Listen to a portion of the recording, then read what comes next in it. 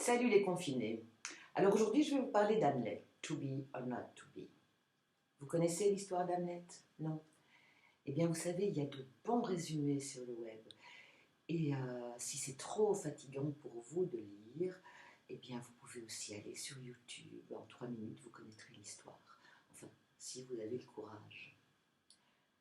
N'empêche qu'Hamlet, lui, il en avait du courage. Et puis, il se posait aussi des questions, lui. Et il s'est posé une question fondamentale, celle d'être ou ne pas être.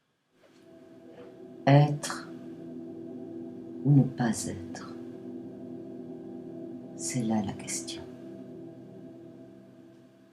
Y a-t-il plus de noblesse d'âme à subir la fronde et les flèches de la fortune outrageante, ou bien à s'armer contre une mer de douleur et à l'arrêter par une révolte? Mourir, dormir, rien de plus. Et dire que par ce sommeil, nous mettons fin aux maux du cœur et aux 1000 tortures naturelles qui sont le lait de la chair. C'est là un dénouement qu'on doit souhaiter avec ferveur. Mourir, dormir, dormir, peut-être rêver. Oui, là est l'embarras. Car quel rêve peut-il nous venir dans ce sommeil de la mort, quand nous sommes débarrassés de l'étreinte de cette vie?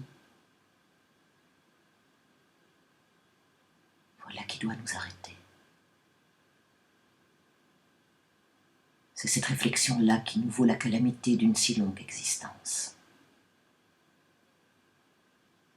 Qui, en effet, pourrait supporter les flagellations et les dédains du monde, l'injure de l'oppresseur, l'humiliation de la pauvreté, les angoisses de l'amour méprisé, les lenteurs de la loi, l'insolence du pouvoir et les rebuffades que le mérite résigné reçoit d'hommes indignes, s'il pouvait en être quitte avec un simple poignard? Qui voudrait porter ces fardeaux, grogner et suer sous cette vie accablante, si la crainte de quelque chose après la mort, de cette région inexplorée d'où nul voyageur ne revient, ne troublait la volonté et ne nous faisait supporter les maux que nous avons par peur de nous lancer dans ceux que nous ne connaissons pas. Ainsi, la conscience fait de nous tous des lâches. Ainsi, les couleurs natives de la résolution blêmissent sous les pâles reflets de la pensée. Ainsi, les entreprises les plus énergiques et les plus importantes se détournent de leur cours à cette idée et perdent le nom d'action.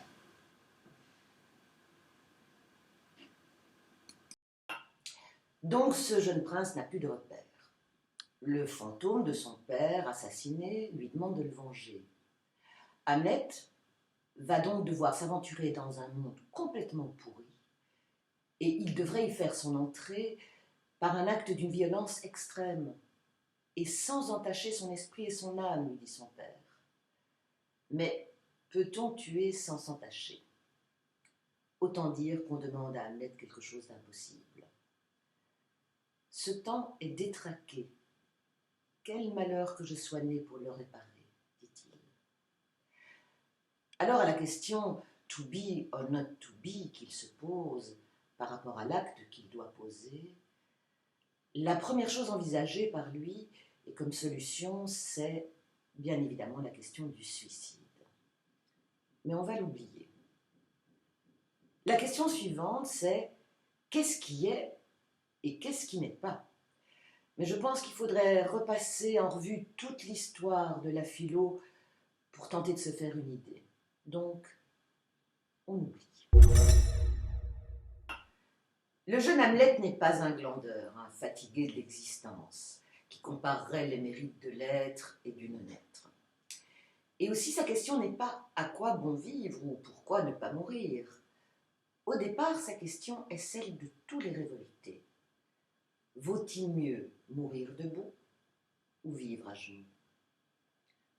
Hamlet, en opposant une existence sans vie à une vie sans existence, ouvre deux autres possibilités.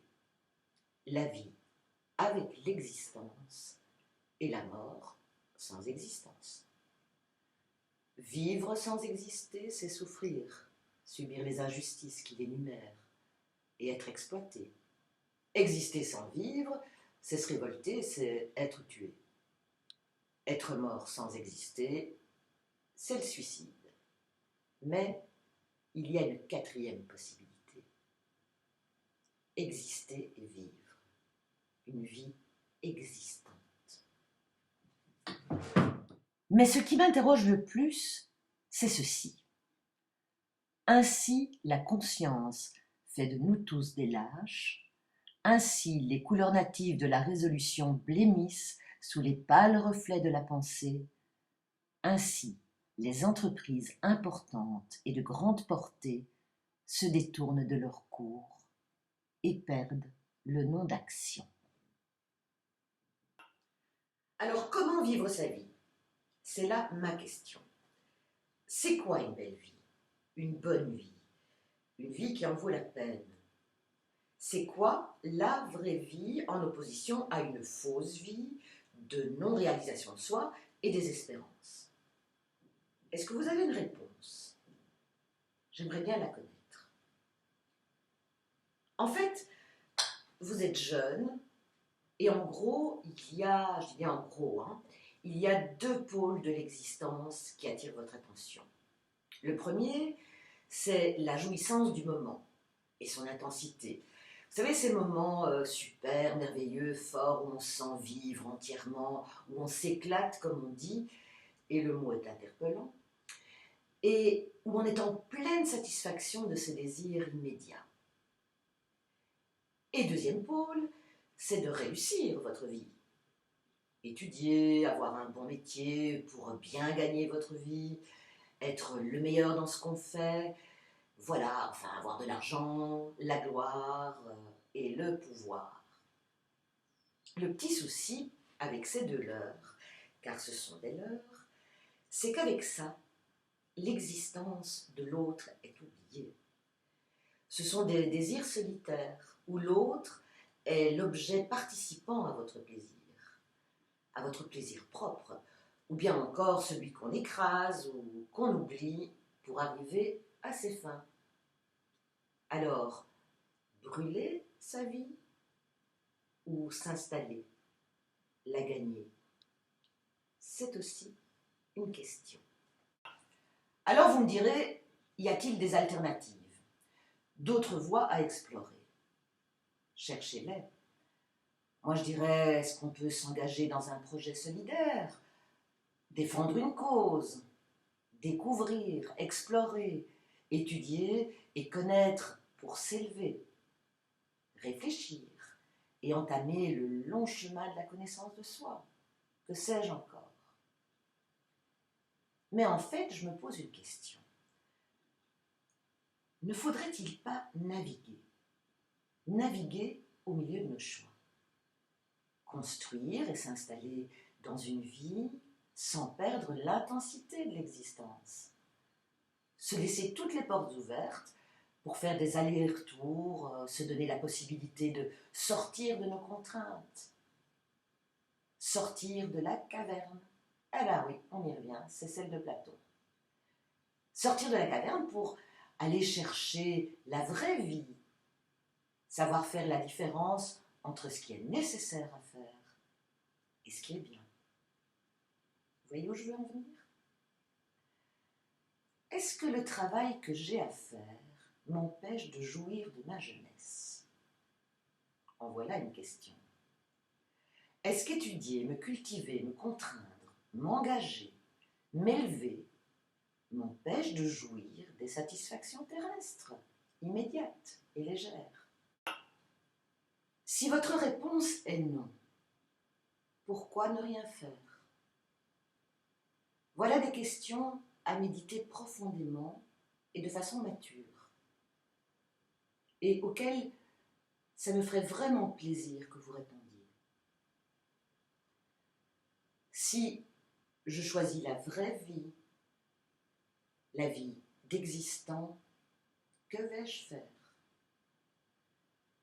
Quant à Hamlet, lui, la vie existante, c'est l'art, la création. Et ici, le théâtre. Il va choisir le théâtre, qui est le seul facteur de vérité et de joie pour lui. Mais c'est Hamlet. Et to be or not to be restera toujours la question.